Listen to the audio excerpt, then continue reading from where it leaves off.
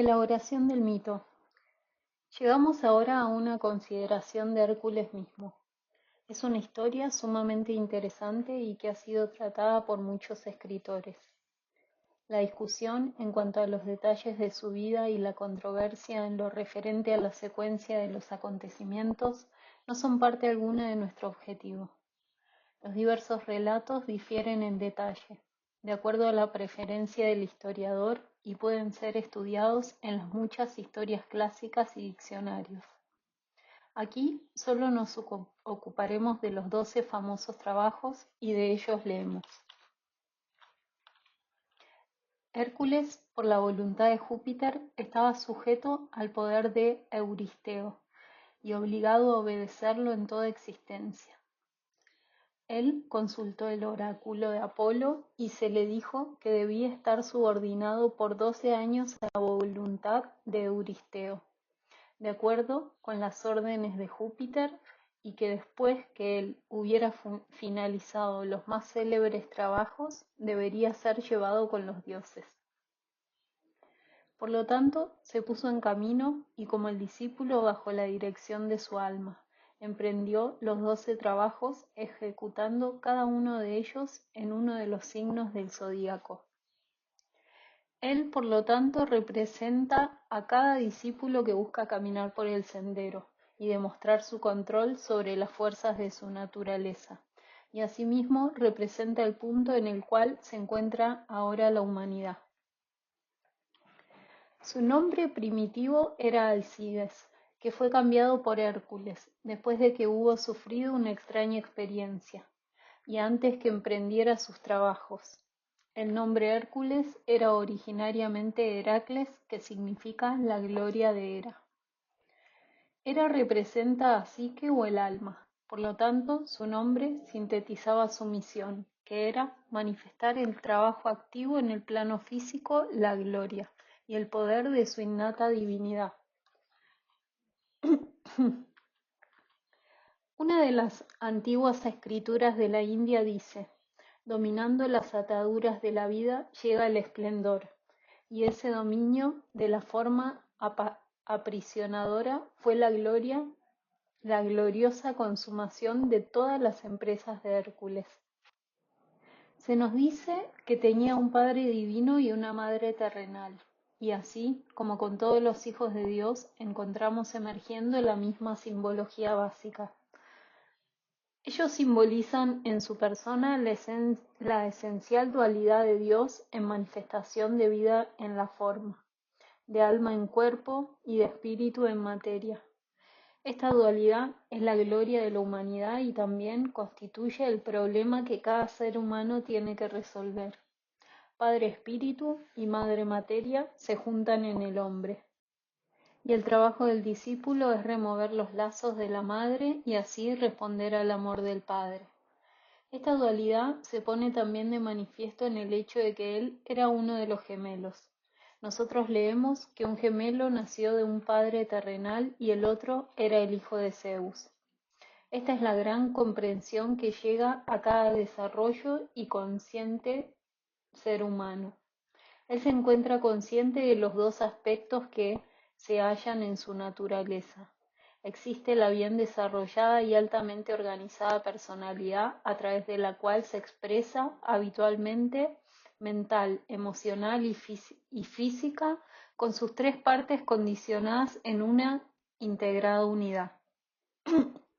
Luego hay la naturaleza espiritual con sus impulsos e intuiciones, su constante inclinación hacia las cosas vitales y divinas y la consecuente lucha interior que resulta de esta dualidad comprendida. Hércules era el discípulo, viviendo en un cuerpo físico, pero capaz a veces, como San Pablo, de ser llevado al tercer cielo, y tener tanto con los seres divinos, y tener trato con los seres divinos. En esta condición tuvo visión del plan, supo lo que tenía que hacer y percibió la realidad de la vida espiritual. Hay también un pequeño hecho interesante en la historia de su vida que tiene un apoyo en esta misma verdad. Se nos dice que Hércules mató a su gemelo siendo aún una criatura. Él no era más una entidad divina, no era más una dualidad, sino que alma y cuerpo formaban una unidad. Esto indica siempre la etapa del discípulo. Ha hecho expiación y se sabe alma en cuerpo y no alma y cuerpo. Esta comprensión tiene ahora que iluminar todos sus aspectos. La historia relata que mientras estaba en la cuna, la robusta criatura mató 2 serpientes, enfatizando nuevamente la dualidad. En este acto predijo el futuro en el cual demostró que la naturaleza física no contaba más, sino que él podía estrangular a la serpiente de la materia, y que la gran ilusión no lo tenía más prisionero. Mató a la serpiente de la materia y a la serpiente de la ilusión. Si se estudia la simbología de la serpiente, encontraremos que 3 serpientes son descriptas: una para la serpiente de la materia, otra para la ilusión y la tercera para la sabiduría. Esta última serpiente es descubierta solo cuando las otras 2 han sido muertas. En este sentido de dualidad, es la primera etapa de la experiencia espiritual e ilumina los pensamientos de todos los grandes aspirantes y místicos del mundo. Nótese cómo San Pablo exclama mientras lucha con el problema. Encuentro entonces una ley que, cuando quiero hacer el bien, el mal está presente conmigo, pues yo me complazco en la ley de Dios en pos del hombre interior, pero veo otra ley en mis miembros, luchando con la ley de mi mente y llevándome a ser cautivo de la ley del pecado que está en mis miembros. Agradezco a Dios a través de Jesucristo nuestro Señor.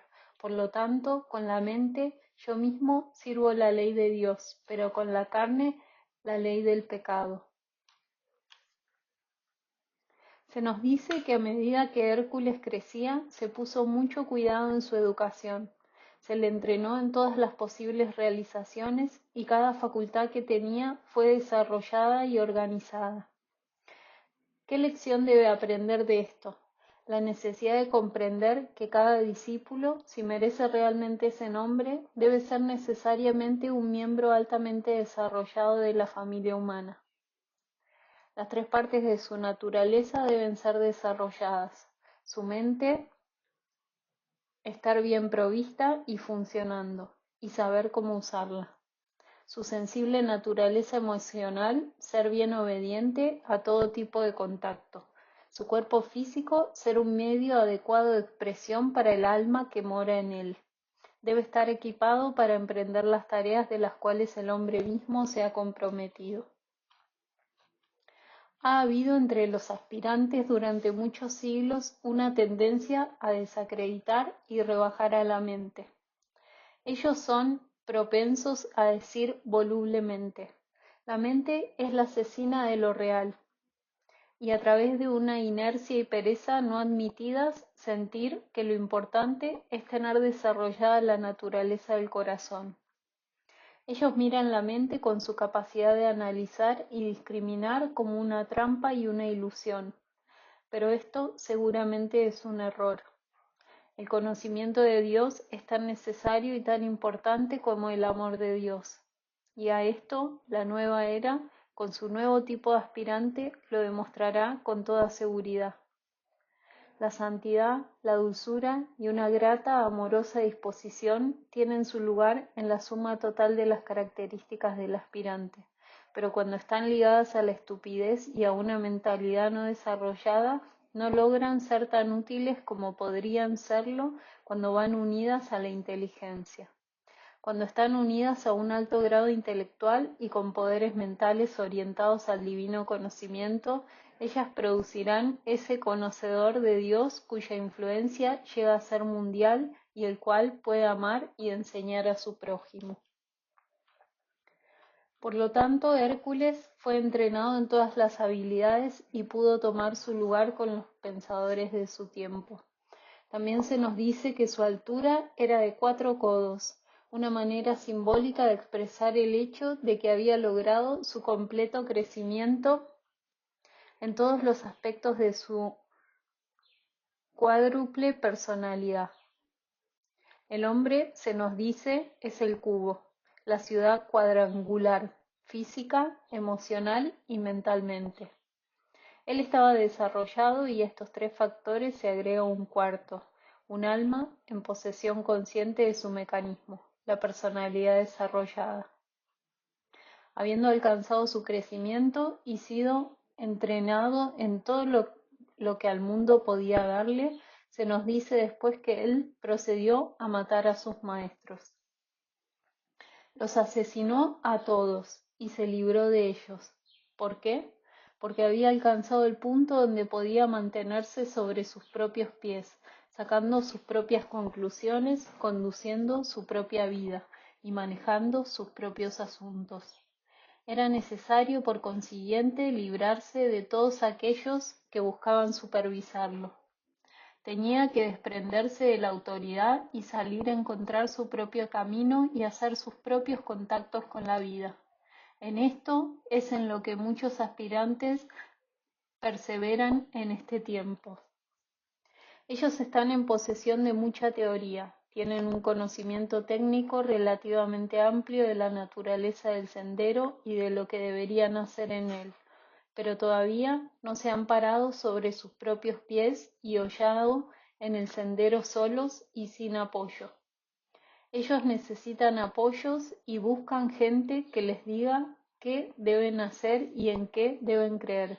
Encontraremos que en el tercer trabajo que Hércules ejecutó en el signo de Géminis fue puesto a prueba sobre este punto y tuvo que probar que estaba justificado por haber dado este paso. Hace entonces el interesante descubrimiento de que no es tan libre ni tan fuerte como en su juvenil entusiasmo se imaginaba ser. Cuando alcanzó la edad de 18 años se nos dice que mató un león que estaba devastando la comarca y que empezó a realizar otros servicios de suerte que poco a poco su nombre llegó a la gente. El 18 es siempre un número significativo. En él tenemos el número 10, que es el número de la perfección de la personalidad, más el número 8, el cual, según algunos numerólogos, es el número de la fuerza de Cristo. Es que produce la condición de disturbio y las dificultades que caracterizan esa etapa. Es tal vez de valor hacer notar lo siguiente. El número 8 es el círculo que nosotros ya hemos encontrado, que es el recipiente de todas las potencias de las cuales la luz traerá perfección, pero ahora retorcido y vuelto sobre sí mismo. La serpiente no se traga más su cola, completando así su círculo, sino que se tuerce y se tuerce en el espacio y de las contorsiones de su retorcimiento sale una imagen revertida de sí misma. Pero en el 18 tenemos la visión del recto y angosto sendero. El punto se ha desarrollado en el 1 y ha llegado a ser el eje alrededor del cual gira nuestra vida. En este grado el iniciado ha enfrentado esta divina verdad y sentido la poderosa urgencia de la vida misma. De aquí en adelante él se esfuerza para hacer la línea retorcida, subordinada a la línea recta. La llave del destino. Curtis 246-247. Es interesante hacer notar también que se nos dice en la Cábala: el 18º sendero es llamado la casa de la influencia, y del seno de la investigación son sacados los arcanos y el sentido oculto, los cuales moran en su sombra y que se adhieren a ella desde la causa de todas las causas. Esto es lo que Hércules, a la edad de 18 años, está señalando para hacer. Él debe hollar el sendero sobre el cual todas las cosas ocultas pueden ser sacadas a la luz. Ha alcanzado el punto donde puede lograr el conocimiento de sí mismo y empezar a investigar las fuerzas ocultas de la naturaleza. Este es el problema de todos los discípulos.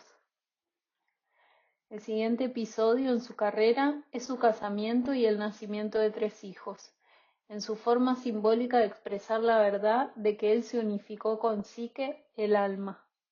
De esa unión nacieron o empezaron a manifestarse los 3 aspectos del alma: Empezó a conocer la naturaleza de la voluntad espiritual y a usarla para dirigir su vida.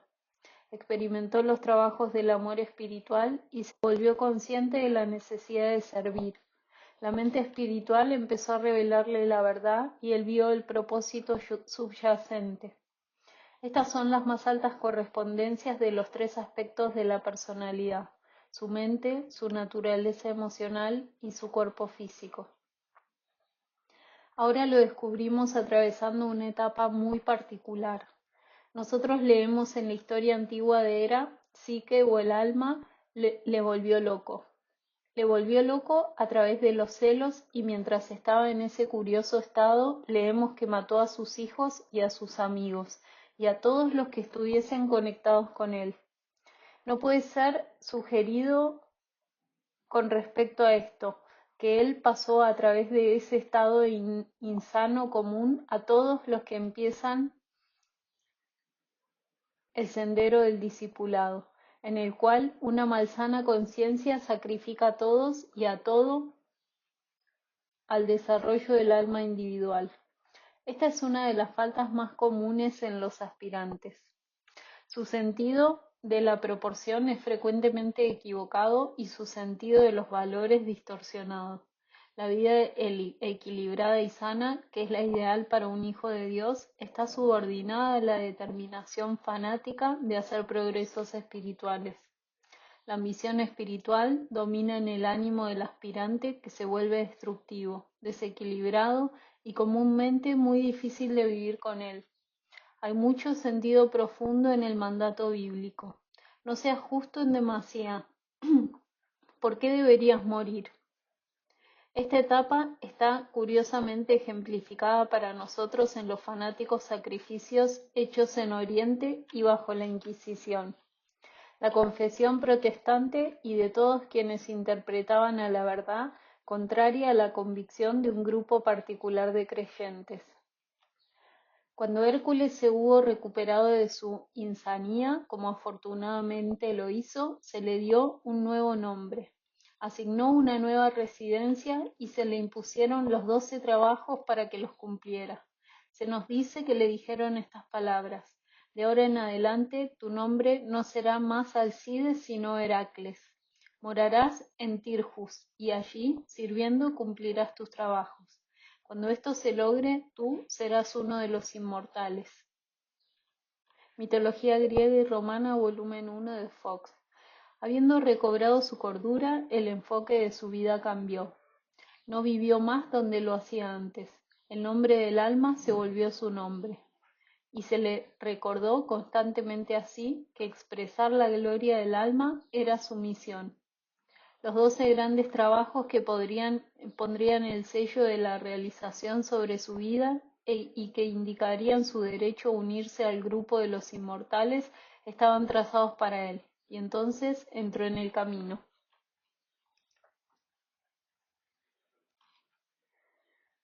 Hércules simbolizaba en su persona la cruz fija en los cielos, formada por las 4 constelaciones: Tauro, Leo, Escorpio y Acuario. La tradición nos dice que él era físicamente de cuello grueso, como el toro, como así también psicológicamente obstinado y pronto a atacar cualquier problema y a acometer ciegamente cualquier empresa. Nada podía desviarlo de su propósito, y nosotros veremos cuando estudiemos los trabajos que los acometió temerariamente. Nada lo disuadía o lo atemorizaba, y categóricamente seguía su camino. El antiguo lema que ha gobernado las actividades de todos los discípulos activos se volvió el suyo, y su alma disfrutaba en él la necesidad de poder hacer, poder atreverse, poder ser silencioso y el poder de conocer. El poder de hacer es el lema de Tauro, y esto él lo ejemplifica en sus 12 trabajos. Simboliza a Leo porque siempre usaba la piel de león como una prueba de su coraje, y siendo el lema de este signo el poder de atreverse, ningún peligro le atemorizaba y ninguna dificultad le hacía volver atrás. Tal vez su hazaña sobresaliente fue la que ejecutó en el signo de Escorpio, pues el gran trabajo era vencer la ilusión. fue consumado y completado en el signo de Escorpio. El lema de este signo es el silencio. En Capricornio se convierte en el iniciado, y esta etapa es siempre imposible hasta que la ilusión ha sido vencida y el poder del silencio ha sido logrado. Por consiguiente, cuando niño, aún en la cuna, incapaz de hablar, simbolizó el alto nivel de su realización, estrangulando las dos serpientes. Luego, en su madurez, simbolizó en sí mismo a Acuario, el hombre cuyo lema es saber. Él tenía una mente y usaba su intelecto en trabajo y servicios activos. Así, haciendo y atreviéndose, en silencio y con conocimiento, venció todos los obstáculos y pasó sin desanimarse de Aries a Piscis, empezando en Aries como el humilde aspirante y terminando en Piscis como el omnisciente, victorioso Salvador del mundo. Aquí podríamos señalar algo. En la historia de Hércules no se nos cuenta lo que él dijo, solo lo que él hizo. A través de sus actos ganó el derecho de hablar. En la historia de ese gran Hijo de Dios, Jesús el Cristo, se nos dice que no solo lo que hizo, sino también lo que dijo. En el silencio de Hércules y en su firme realización, sin importar qué fracaso y dificultad pudiera haber enfrentado, y en su poder de resistencia, se nos muestran las características del discípulo en la historia de Jesús el Cristo a través de la demostración de sus poderes y por la palabra que hablaba. Tenemos las pruebas del iniciado. Y ahora, habiendo alcanzado la madurez, habiendo desarrollado las características necesarias para su misión, leemos que los dioses y diosas hicieron todo lo posible por equiparlo para el trabajo que tenía que realizar. Había recibido todo lo que el mundo podía darle. Ahora los poderes del alma le fueron conferidos y tenía que aprender cómo usarlos. Leemos que Minerva le dio una hermosa túnica, pero como nunca leímos que él la usara, podemos deducir que esto es algo simbólico. Hay muchos casos en la historia en los que se entrega un manto. José recibió una vestidura de muchos colores de su padre. El manto de Elías descendió sobre Eliseo y la túnica de Cristo fue dividida y por ella se pelearon los soldados en la crucifixión. Es opinión general que la túnica es el símbolo de la vocación. La vocación de Elías habría pasado a Eliseo, la vocación del Cristo, el Salvador del mundo. Llegó a un fin en la crucifixión cuando él emprendió una más grande y más importante trabajo. La sabiduría que fue ahora obtenida por Hércules, porque había hecho contactos con el alma, imprimió en él un sentido de vocación. Estaba empeñado en la vida espiritual y nada podía disuadirlo. Vulcano le dio una coraza de oro, magnética y protectora, el símbolo de la energía emanada en las altas fuentes del poder espiritual, que capacitará al aspirante para emprender los 12 trabajos y seguir adelante sin amedrentarse. De Neptuno, el dios de las aguas, recibió caballos. La simbología subyacente en este obsequio es muy interesante. Los caballos, como así también Neptuno, el dios de las aguas, la deidad de lo acuoso, la naturaleza emocional, representan la capacidad de ser arrebatado, ya sea por una línea de pensamiento o por una reacción emocional. Esta naturaleza emocional fluídica, con su sensibilidad y su poder de sentir, cuando es usada correctamente y subordinada a los propósitos de Dios, es una de las más grandes posesiones que el discípulo tiene. Con la ayuda de Neptuno y los rápidos corceles, Hércules podría estar en contacto con la esfera más distante en la cual sus trabajos podían ser ejecutados a través de la sensibilidad emocional. Y la respuesta, nosotros también podemos estar en contacto con el mundo en el cual nuestros trabajos son ejecutados. Equipado, por lo tanto, con vocación, energía espiritual, sensibilidad, el obsequio de una espada que vino de Mercurio, el mensajero de los dioses, es de profunda significación, pues la espada es el símbolo de la mente que divide en pedazos, separa y destruye. A través de su uso, Mercurio agrega a los otros dones conferidos a Hércules el de análisis mental y la discriminación. Se nos dice que Apolo, el mismo dios Sol, se interesó en Hércules y reflexionó acerca de qué podía darle que le sirviera. Finalmente le dio un arco y una flecha, simbolizando la capacidad de ir rectamente a la meta, símbolo también de esa penetrante iluminación que como una flecha de luz podría iluminar la oscuridad de su sendero cuando fuera necesario. Así equipado, Hércules permanece listo para el gran esfuerzo, y cuando todos los dones habían sido concedidos y él permanecía con su divino equipo, leemos acerca del más intrigante, pequeño detalle. Salió y cortó para sí un garrote. Todos estos presentes divinos eran muy hermosos y magníficos, pero todavía no sabía cómo usarlos. Sentía su vocación. Creía en la energía espiritual, se le dijo que poseía los caballos del contacto y que si él quería el arco y la flecha de la iluminación eran suyos, pero a él le agradaba la masa familiar de su propia invención. Prefería abrirse camino con lo que sabía que podría utilizar antes que usar las herramientas no conocidas que se le habían dado. Por lo tanto, empuñó su clava de madera y emprendió sus trabajos.